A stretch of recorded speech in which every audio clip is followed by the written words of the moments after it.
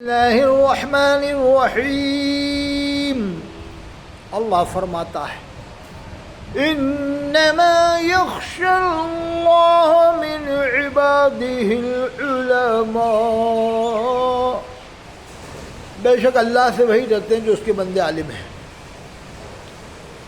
خشیت جس کے اندر پائی جائے، اللہ کا خوف پایا جائے، جیسا قرآن میں ہے یا ایھا الذین آمنوا اتقوا اللہ حق تقاتہ، اے ایمان والو اللہ سے ڈرو جیسا اس سے ڈرنے کا حق ہے۔ تو بعمل علماء کی پہچان آسان لفظوں میں بتا دیتا ہوں کہ روزی حلال کھاتا ہو مکمل طور سے، اس کا پورا دھیان روزی میں حلال کھانے کے اوپر ہو، اور سنتوں پر عمل بھی کرتا ہوں، کرواتا بھی ہوں۔ بعمل عالم، جیسے حضرت شیخ ابرار الحق صاحب ہردوئی والے، وہ خود بھی عمل کرتے تھے، عمل کرواتے بھی تھے۔ اسی طرح سمجھ میں عالم ربانی حضرت مفتی عبد المجید صاحب رحمۃ اللہ علیہ، جو اپنے وقت کے بہت زبردست عالم تھے اور بحر المعرفت تھے، معرفت کا سمندر سے۔ حضرت مولانا مفتی عبد المجید صاحب رحمۃ اللہ علیہ، جن کی بہت زیادہ کرامات ہیں سرون کے اندر، لوگوں کو معلوم ہے۔ میں نے خواب میں دیکھا حضرت کے بارے میں ایک بات، تو میں کہہ رہا ہوں حضرت کے بارے میں کہ مفتی سرونج ہیں، تو میں ہی طرف اشارہ کر کے ایک آدمی کہہ رہا ہے مفتی سرونج نہیں ہے، مفتی عالم ہیں۔ کیا کہہ رہا ہے کہ مفتی عالم ہے، لیکن انہوں نے اپنے آپ کو گمنام رکھا۔ گمنام کیوں رکھا؟ کہ حضرت پیران پیر فرماتے ہیں گمنامی میں زندگی گزارو کو اسی میں بہتری ہے۔ حضرت کا قول تھا ایک مفتی عبد المجید صاحب کا کہ یا اللہ مجھے مقبول نہ بنا بلکہ قبولیت کا شرف عطا فرما، مقبولیت سے مجھے قبولیت کا شرف عطا فرما دے۔ یعنی مقبول تو ایک آدمی مشہور ہو جاتا ہے، مقبول ہو جاتا ہے، لیکن جسے اللہ قبول فرمائے وہ ایک درجہ الگ ہوتا ہے۔ تو حضرت شہرت سے بچنا چاہتے تھے مفتی عبد المجید صاحب رحمۃ اللہ علیہ۔ امام المحدثین حضرت علامہ انور شاہ کشمیری رحمۃ اللہ علیہ کے خاص شاگرد تھے۔ حضرت پیر گل محمد صاحب رحمۃ اللہ علیہ کے مرید تھے، جو پانی پت میں غالباً ان کا مزار ہے۔ حضرت پیر گل محمد صاحب یا ان کے پیر حضرت غوث علی صاحب رحمۃ اللہ علیہ، اس سلسلے سے آپ مرید تھے، اور اجمیر شریف اکثر جایا کرتے تھے، جاتے رہتے تھے حضرت پیر عبد المجید صاحب رحمۃ اللہ علیہ۔ یہ بعمل علماء کی پہچان، روزی دیکھ کر کھاتا ہو۔ آج کل روزی دیکھ کر کھانا بڑا مشکل کام ہے، بہت مشکل۔ جیسے میں جھانسی جاتا رہتا ہوں، تھوڑا بہت مجھے یہ معاملہ، یہ مزاج ہے میرے اندر کہ میں روزی دیکھتا ہوں، مکمل طور سے حلال حرام روزی نہ ہو۔ اب تھوڑی بہت حلال مکس ہو جائے تو وہ ایک الگ بات ہے۔ تو میں جہاں سے جاتا رہتا ہوں تو مجھے دیکھ کر ایک صاحب بولے کہ یہ آ گئے حلال و حرام والے آ گئے۔ اب یعنی میرے بارے میں سنا ہوگا یہ حلال و حرام زیادہ کرتے ہیں، اور کوئی مولوی امام تو ایسی باتیں کرتا نہیں عام طور سے۔ میں پہلے پوچھ لیتا ہوں بھائی روزی کیا ہے تمہاری، دلالی پلالی تو نہیں کرتے، یا اور کوئی جوا سٹا یا سود بیاض کا معاملہ تو نہیں؟ پھر نمازی بنانے کی کوشش کرتا ہوں میں۔ جیسے کوٹا میں ابھی گیا تو ایک لیڈیز ایک جینٹس آئے، تو میں کیا نماز پڑھتے ہوئے نہیں؟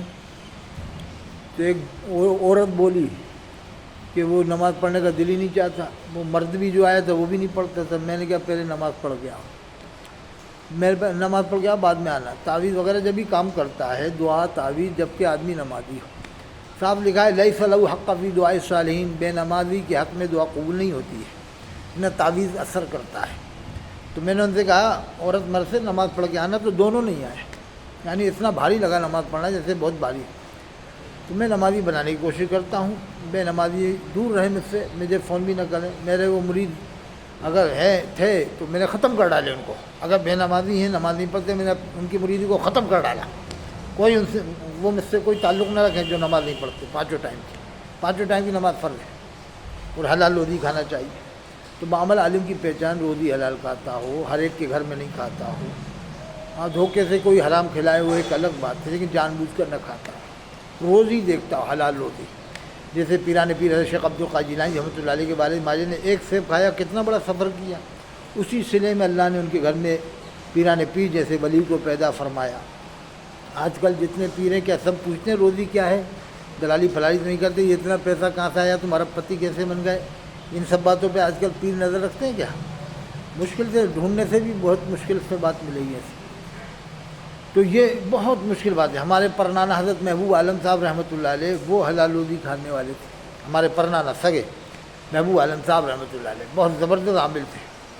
تو میں یہ کہہ رہا ہوں کہ خطیب انقلاب جناب سید سلمان ندوی صاحب اگرچہ ویسے معامل نہ ہو روزی کے معاملے میں اتنا دیکھ ریکھ نہ کرتے ہوں جتنا کرنا چاہیے، ایسا تو اور عالم بھی نہیں کر رہا، وہی نہیں اور بھی عالم نہیں کر رہے ہیں، لیکن ایک خطیب انقلاب ہے، شعلہ بیان مقرر ہے، تو ان کے پیچھے اتنا نہ پڑا جائے کہ اگر وہ غصے میں آ کر بریلی چلے گئے تو مجھے کہہ دیا میں بریلی والوں تمہارے ساتھ ہوں، اور پھر وہ اس زمرے میں تو جانتے ہی ہو ہاتھوں ہاتھ لیں گے.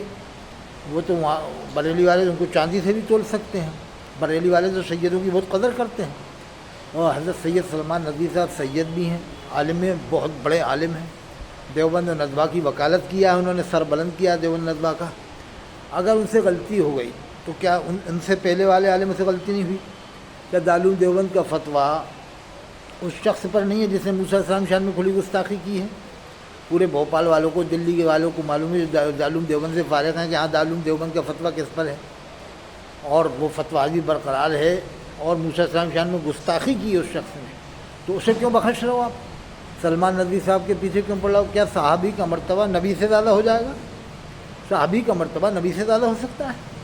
اور جو لوگ وہ الیاس گھمن حضور سلم کہتے ہیں، صلی اللہ علیہ وسلم کی جگہ سلم کہتے ہیں، سمیع الدین قاسمی کی کلپ دیکھ لو وہ بھی سلم کہتے ہیں، ایک کوئی نقشبندی سلسلے کے پیر ہیں وہ بھی سلم کہتے ہیں، اور حضرت تھانوی صاحب لکھتے ہیں کہ سلم کہنا حرام ہے. پڑھو زاد و صحیح درود شریف کے فضائل میں کتاب ہے. تو ان کو کیوں بخش رہے ہو آپ؟ اور سلمان ندوی صاحب تو صلی اللہ علیہ وسلم ادب سے نام لیتے ہیں، اہل بیت کو ہی مانتے ہیں. اگرچہ ان سے کوئی غلطی ہو گئی ہو یا کسی ایک صحابی کے بارے میں اختلاف بھی ہے تو اگر غلطی ہو گئی تو ان سے معافی منگوا لو، لیکن اتنا پیچھے پڑنا صحیح نہیں ہے. صحیح طریقہ اختیار کرو.